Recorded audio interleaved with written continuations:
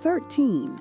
Lakeshore Grill, Chicago, was known for its preparation of fish, particularly the Great Lakes fish that had cultural significance to Chicago's Black community. The restaurant represented local pride and specific regional knowledge. At Lakeshore Grill, the fish was prepared with reverence.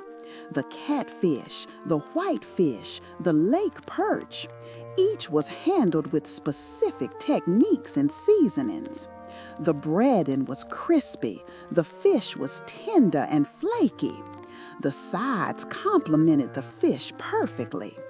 The restaurant had an upscale ambiance that validated soul food as something worthy of fine dining treatment. Lakeshore Grill proved that soul food wasn't limited to certain preparations or certain settings. Soul food could be elevated, could be served in upscale environments, could demand higher prices, and still maintain its essential character. It challenged assumptions about what soul food was and where it belonged. 14. Brent's Pit Barbecue, multiple locations. Brent's was known for consistent, quality barbecue that expanded to multiple locations while maintaining the quality of small batch cooking. It was a scalability success story. Whether you visited the original or one of the expanded locations, Brent's delivered consistent excellence. The meat was smoked to perfection.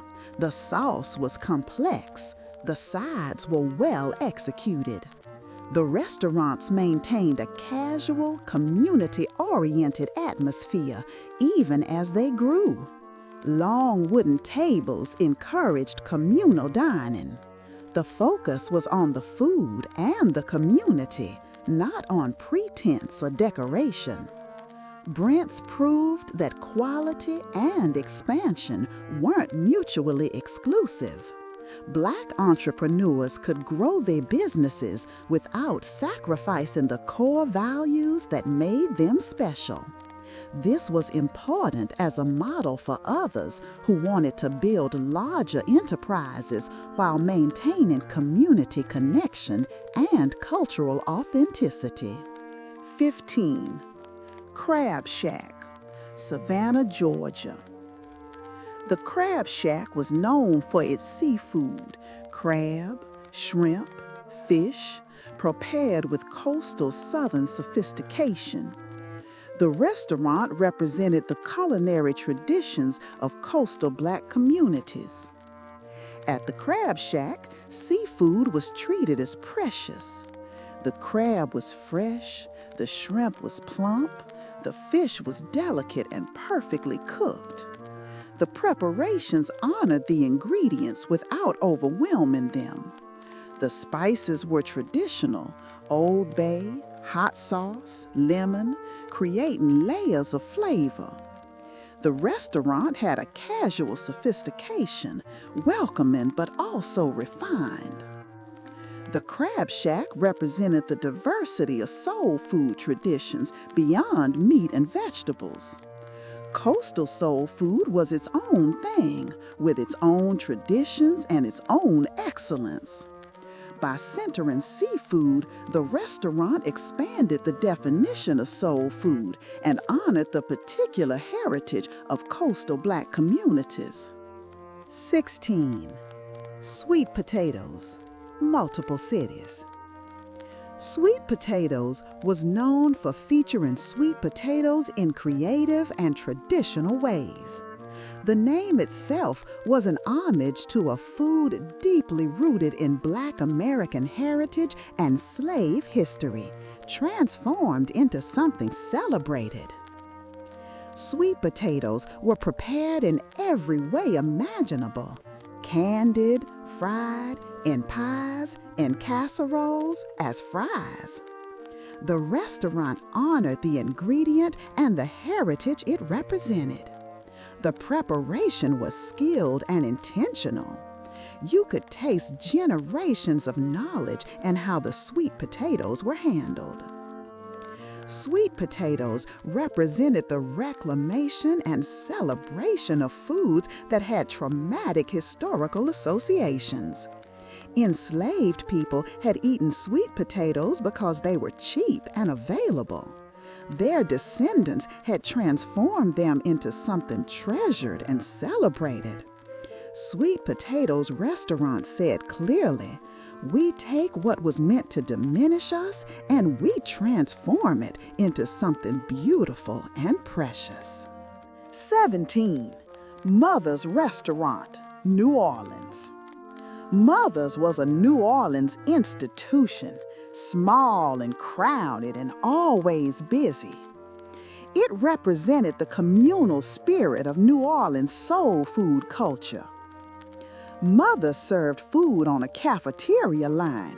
You moved through, pointing at what you wanted, and the servers filled your plate with generous portions. The food was no frills and perfect. The gumbo was complex and satisfying.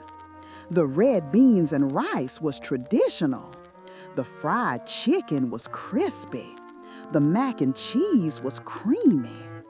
There was no pretense, no elaborate service, just good food served quickly and generously. Mother's represented the democratization of fine dining through speed and affordability. You didn't need to be wealthy to eat well. You didn't need to navigate complicated menus or sit through extended service. Mother's proved that excellence could be fast, affordable, and accessible to everyone. Jim's Steakhouse, Atlanta. Jim's Steakhouse was proof that Black entrepreneurs could succeed in upscale dining markets traditionally dominated by white establishments. It was fine dining operated by and for Black people. Jim's was elegant, white tablecloths, good service, sophisticated ambiance. The steaks were excellent. The sides were prepared with care. The wine list was curated. But even in this upscale context, there were elements of soul food tradition. Perhaps a special with collard greens, perhaps a menu that included some traditional preparations alongside the more upscale offerings. It was a bridge between soul food tradition and broader fine dining culture. Jim's Steakhouse challenged the racial hierarchy of American dining. It said that Black people could create sophisticated, upscale dining experiences. It also said that excellence didn't require abandoning cultural roots. You could be upscale and authentic simultaneously. It opened doors for other Black entrepreneurs in fine dining. 19. The Four Ways Bar and Grill, Memphis.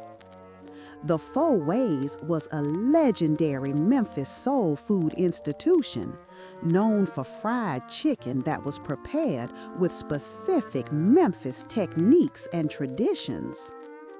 At the Four Ways, the chicken was crispy outside, juicy inside, seasoned perfectly. The biscuits were hot and buttery. The sides, collard greens, macaroni and cheese, cornbread, were all executed with precision. The restaurant had the feel of a family gathering place, casual and welcoming. Regular customers were greeted by name. You felt like you belonged. The Four Ways represented the importance of consistency and repetition in building community institutions. By doing the same thing excellently year after year, the restaurant became a landmark and a gathering place. It showed that business success could be built on reliability and community care rather than innovation or flashiness. We've savored the stories of these first few legendary spots, but the true feast of resilience, community, and mouth-watering tradition is far from over. These aren't just restaurants, they are sanctuaries where dignity was served right alongside the greens and cornbread. If you're hungry for more of this timeless history and the soul that powered a generation, you absolutely need to join us for the rest of the list. Hit that like button, subscribe to keep the legacy alive, and click the link for part 4, where we uncover the rest of the tables where community truly fed itself.